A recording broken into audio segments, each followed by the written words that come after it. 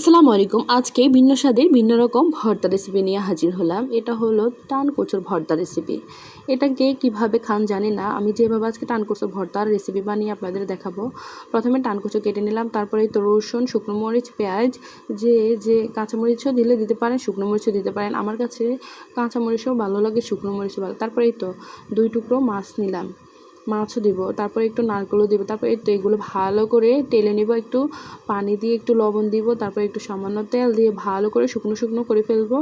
এই তো দেখেন এই সবগুলো ইনগ্রিডিয়েন্টস, আর একটু নারকেলও দিব, দিলে এটা অনেক ভালো আসে। তারপরে এই তো লবণ আর মাছ দিয়ে মাছের কাঁটা বেছে নিব, বেছে নেওয়ার পর এই তো পাটায় বেটে নিব। পাটার ভর্তা হলে তো ভাই কিছুই লাগে না, আমার কাছে তো পাটার ভর্তা অমৃত লাগে।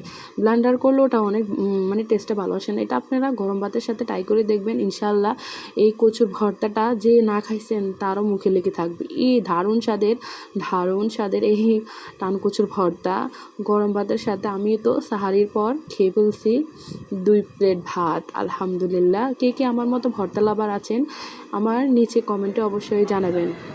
ধন্যবাদ দেখার জন্য।